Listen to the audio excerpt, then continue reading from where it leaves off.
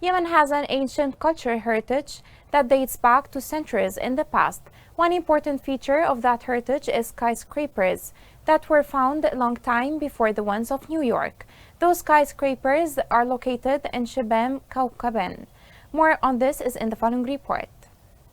Central Yemen is home to the city of Shibam, surrounded by a fortified wall.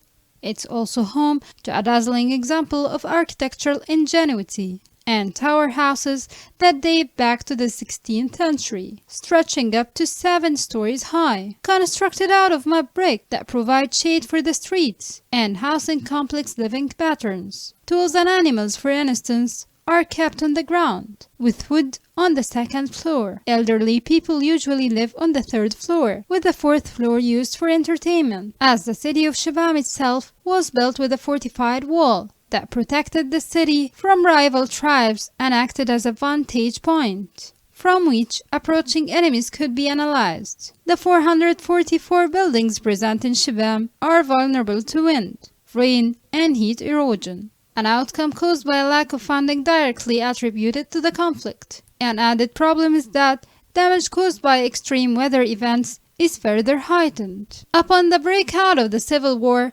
UNESCO added the old walled city of Shibam to the list of endangered heritage sites. One of the world's worst humanitarian crises has meant that restoration of Shibam's buildings, damaged by rains and flood, is slow, and that skilled manpower for said restoration is largely reduced, exacerbating the vulnerability of a settlement that is still largely self-sustaining.